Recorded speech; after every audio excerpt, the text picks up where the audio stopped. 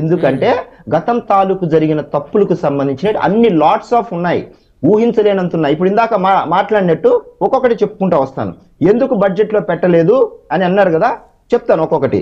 విద్యుత్ శాఖకు సంబంధించిన పీపీఏ ఒప్పందాలు 2014-19 మధ్య జరిగినవి, అవి రద్దు చేయడానికి లేదు. రద్దు చేస్తే పెనాల్టీ కట్టాలి. విద్యుత్ వాడుకుంటే మనకు యూస్ఫుల్ అయ్యేది. ఆ పీపీఏ సంబంధించి 2014-19 మధ్య 1.2 lakh crore ఒప్పందాలు జరిగాయి. ఎంత? 1,20,000కు సంబంధించిన ఒప్పందాలు జరిగితే ఈయన వచ్చిన తర్వాత వాటిని రద్దు చేసేయడానికి ట్రై చేస్తే ఒప్పుకోలేదు, అగ్రిమెంట్స్ ఒప్పుకోవన్నారు. కరెంటు వాడుకోకుండా కరెంటు వాడుకోకుండా ఎంత కట్టారు తెలుసా? 9,900 కోట్లు కోర్టు చెప్పింది, అది కూడా కట్టమని కోర్టు చెప్పింది. 9,900 కోట్లు ఒక సంస్థకు కట్టింది. తర్వాత వైజాగ్ లోని హిందూజా సంస్థకు సంబంధించి సుప్రీంకోర్టు చెప్పింది వాళ్ళకు డబ్బులు కట్టాల్సిందేంది. సుప్రీంకోర్టు ఎంత చెప్పింది తెలుసా? వాళ్ళకి ఎంత కట్టారు తెలుసా? హిందూజా 1,235 కోట్లు కట్టింది. ఏది? ఒక్క యూనిట్ కూడా వాడుకోకుండా కట్టిన డబ్బులు ఇవి, జనం డబ్బులు. ఇలాంటివి ఇప్పుడు ఇంకా కట్టాల్సి వస్తుంది. ఎందుకు ఈ పీపీఏ ఒప్పందాలు గతంలో వాడుకోలేదని అడిగితే వాళ్ళు చెప్పిన కారణాలు ఏంటి? యూనిట్ ధర తక్కువగా దొరుకుతుందని. యూనిట్ ధర ఎక్కడ దొరుకుతుంది తక్కువగా?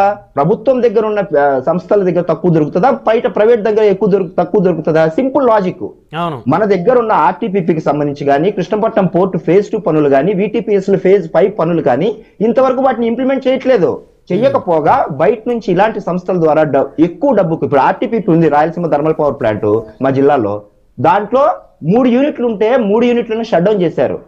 షట్ డౌన్ చేసి ఏది పోయిన 5 సంవత్సరాలలో ఒక్క యూనిట్ నుంచి కూడా ఒక బాయిలర్ దగ్గర నుంచి పవర్ జనరేట్ చేస్తూ పేరు కలానా నామకే వాస్తేగా చేసి 3 యూనిట్లు ఉంటే 3 యూనిట్లో ఒక యూనిట్ నే పవర్ ను ఇంప్లిమెంట్ చేసి అలా రన్ చేసుకుంటూ వచ్చారు. బొగ్గు సప్లై చేయలేదు సరిగ్గా. వాటి కరెంటును హై లెవెల్లో ఉత్పత్తి చేయడానికి ఉన్న అన్ని ఫెసిలిటీస్ ఉన్నాయి ఆర్టీపీపీ దగ్గర, కానీ దాన్ని సరిగ్గా వాడలేదు. అలా షట్ డౌన్ చేసి పక్కన పెట్టారు. ఇవన్నీ తప్పులు ఉన్నాయి వాళ్ళ దగ్గర, వాళ్ళు ఒప్పుకోలేరు. ఒప్పుకోకపోగా మా మీద వేస్తున్నారు. ఇవన్నీ జనం డబ్బులు కాదా? ఇలాంటివి గత 5 ఏళ్ల పాటు తవ్వి తీస్తే కొన్ని వందలు ఉన్నాయి. అందుకు వాళ్ళు అసెంబ్లీ నుంచి పారిపోతున్నారు. అది విషయము. అయితే ఇప్పుడు ఈ ఒక్క చిన్న విషయంలో, కరెంటు కొనే విషయంలోనే ఇంత తప్పులు జరిగితే, నేను చెప్పినట్టు సంక్షేమ పథకాల అమల్లో దోపిడీ, జగనన్న కాలనీలకు సంబంధించినది ఎక్కువ డబ్బులకు పెట్టి కొని ఇక్కడ కాలనీలు కడుతున్నామంటే ఎమ్మెల్యేలు కొనుక్కొని దాన్ని మళ్ళీ తిరిగి ప్రజలకు అమ్మి ఒక్కొక్క ఎకరా 2 లక్షలకు కొని 40 లక్షలకు గవర్నమెంట్ కి అమ్మిన గతంలో తారీఖు ఇవన్నీ తవ్వి తీస్తాం. అది డబ్బంతా ఎవరిది? ఎలాంటి చోటు ఇచ్చారు? చెరువుల్లో ఇస్తారా? చెరువుల్లో కుంటల్లో ఇస్తారా స్థలాలు? ఎలా వెళ్ళి నివాసం ఉంటారు? ఇప్పుడు ఆ చెరువులు కుంటలన్నీ ఎలా ఉన్నాయి వెళ్ళి చూడండి, అన్ని మునిగిపోతాయి ఆటోమేటిక్ గా. అటువంటి చోట ఇచ్చి వీళ్ళు విలువల విశ్వాసం గురించి మాట్లాడుతున్నారు. వీళ్ళు చేసిన అరాచక అక్రమాలకు మేము కాదు, ప్రజలు 11 ఇచ్చారు. అయినా డీబీటీ పద్ధతుల్లో మేము 2,60,000 కోట్లు ఇస్తే ప్రజలు మాకు ఓట్లు వేయలేదని ఆయన ఏడుస్తున్నాడు. మరి ఎందుకు ఇవ్వలేదు? జనం ఎందుకు ఇవ్వలేదంటే మీ యొక్క పరిపాలన అంత డీబీటీ పద్ధతుల్లో జనానికి డైరెక్ట్ గా డబ్బులు ఇచ్చినా కూడా ప్రజలకు భద్రత లేదు. ఆ ఒక్క ముఖ్యమైన కారణంతోనే మీకు 11. మీ యొక్క అరాచక పాలనలో సొంత బాబాయినికి హత్య చేసిన హంతకుల పక్కన నిలబడితే 2 చెల్లెళ్ళు తల్లి బయటకు వచ్చి మీ యొక్క అవినీతిని, అక్రమాలను, దుర్మార్గాలను బయట పెట్టినందుకు 11. ప్రజలే ఆలోచించారు, అమ్మో సొంత కుటుంబ సభ్యులనే వీళ్ళు స్పేర్ చేయలేదు, మనమెంత ఆఫ్టర్ ఆల్ అని. ఎందుకంటే మీరు అసలు మీకు సొంత నిర్మాణాలు లేవు, మీకు అసలు మిమ్మల్ని విశ్వసించే పరిస్థితి లేదు. అసలు మళ్ళా మొదటికి వచ్చినారు అన్న అడ్డదిడ్డంగా కాదన్న మాట్లాడాల్సింది. నేను అన్ని ఆన్ పేపర్ మాట్లాడుతున్నాను, నేను మొత్తం పేపర్ సాక్ష్యాధారాలతో మాట్లాడుతున్నానన్నా, సాక్ష్యాధారాలతో మాట్లాడుతున్నాను నేను. మీకు దమ్ముంటే మళ్ళా దమ్ముకు వచ్చేసినాడు అన్న. దమ్ముకు రావద్దు కాబట్టి మాట్లాడే అవకాశం మనకు దమ్ముండే బట్టే 11, ప్రతిపక్ష ఈ రోజు మనకు దమ్ముండే బట్టే 11 పార్టీ వైఎస్ఆర్ కాంగ్రెస్ పార్టీ దమ్ముండే బట్టే 11. చెప్పండి, కనకారావు గారు అసెంబ్లీకి వెళ్ళొచ్చు కదా, మనకు దమ్ముండే బట్టే కనకారావు గారు అసెంబ్లీకి వెళ్ళొచ్చు కదా. మరి 11 మంది ఎమ్మెల్యేలు అసెంబ్లీకి వెళ్ళి వచ్చాయి. మనకు దమ్ముండబట్టే 11, దమ్ముండబట్టే 11 చెప్పేసి రాని కూడా గొంతు ఒకటి మీరు సింగిల్ గా మీరు అసలు మీరు టీడీపీ తెచ్చుకొని గెలిపించుకున్నారు. అసెంబ్లీకి రాకుండా ఎవరు ఆపారు? అసెంబ్లీకి రాకుండా టీడీపీ నుంచి వైసీపీ వచ్చిన వాళ్ళకి సీట్లు ఇచ్చి చేసుకున్నారు. మీకు రాజకీయ నిర్మాణం రాజకీయ పార్టీ మన పార్టీలో అందరూ 11 చెప్పంటారు. బ్రహ్మనాయుడు గారు చర్చ పెట్టి అసెంబ్లీకి వివేక్ బాబు గారు 11 అని అంటే కనకారావు గారికి బాధపడుతున్నారు. దయచేసి 11 అనకండి, ఇంక వదిలేసేయండి. ఇప్పుడు ఆయన నా సబ్జెక్ట్ లోకి వచ్చారు, నా టైం కిల్ చేస్తున్నాడు కదా, నేను డిస్టర్బ్ చేయలేదు కదా ఆయన్ని. ఇప్పుడు 11 అంటే వారు బాధపడుతున్నారు. నేను ఆయన డిస్టర్బ్ చేయలేదు, నా టైం కిల్ చేస్తున్నాడు. ఆయన మాట్లాడినప్పుడు నేను క్వైట్ గా ఉన్నాను. కనకారావు గారు ఒక్క నిమిషం ఆగండి. వివేక్ గారు 11 సీట్లు అని వారిని చిన్న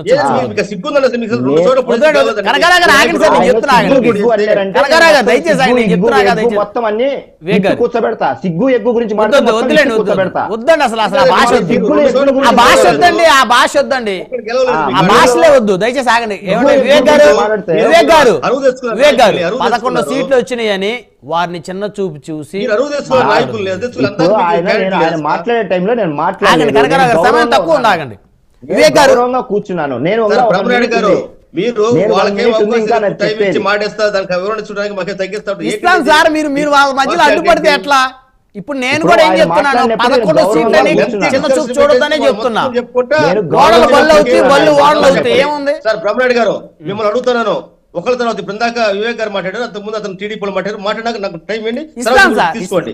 నా టైంలో డిస్టర్బ్ చేసినప్పుడు చేయలేను అనుకుంటున్నారా?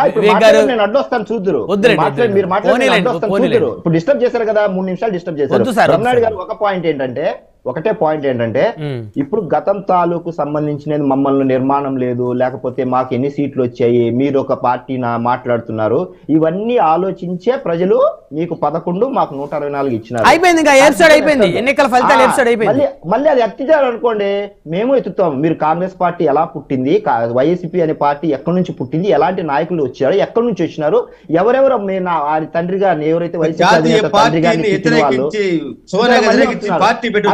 మాట్లాడవన్నా అన్న, నిన్నైతే నేను మాట్లాడినాను, నీ టర్మ్ ప్రతిసారి అడ్డొస్తే నేను వదిలిపెట్టాను. సమయం లేదు, వైసీపీకి సంబంధించిన పార్టీ ఎలా పుట్టింది, ఆ అధినేత ఎక్కడి నుంచి ఎవరెవరిని తెచ్చుకున్నాడు, వాళ్ళ నాన్నని తిట్టిన వాళ్ళందరికీ ఎలాంటి పదవులు ఇచ్చాడు, ఎలాగ వాళ్ళ పార్టీ ఎదిగింది, వాళ్ళ వెనకాల ఉన్న ఏ వర్గాలు ఎలా కొమ్ము కాసాయి, ఎన్నెన్ని సోషల్ మీడియాలు, ఎన్నెన్ని యూట్యూబ్లు, ఎన్నెన్ని మెయిన్ స్ట్రీమ్ మీడియాలు పెట్టుకుంటే ఈ రోజు డిజిటల్ కార్పొరేషన్ సంస్థ ద్వారా ఎన్నెన్ని వందల కోట్ల డబ్బులు ప్రతి నెల వాళ్ళకి అకౌంట్లకి, ప్రభుత్వం డబ్బు ఒక పార్టీకి ఎలాగైతే వాళ్ళ సాక్షి మీడియాకు ఎలాగ వెళ్ళిందో, అలాగే డిజిటల్ కార్పొరేషన్ ద్వారా నెలకు 63,000 నుంచి ₹1,00,000 జీతాలు ఎలాగ ఇచ్చారో అన్ని వచ్చాయి కదా బయటికి. మనం ఇన్ని రోజులు వీళ్ళు డబ్బులు ఇచ్చారేమో పార్టీ పరంగా అనుకున్నాం, దానికి కూడా ప్రజల డబ్బే పెట్టారు. ఇక్కడ అది ట్విస్ట్. ఇన్ని రోజులు మనము పార్టీ డబ్బులు ఇచ్చారేమో అనుకున్నాము, కానీ సొంత ప్రభుత్వమే ప్రజల డబ్బును ఒక పార్టీకి పనిచేసేలాగా చేయించుకున్న ఒక ఘనమైన ప్రభుత్వంగా చరిత్రలో వైఎస్ఆర్సీపీ అనే పార్టీ ఉండిపోతుంది. That is for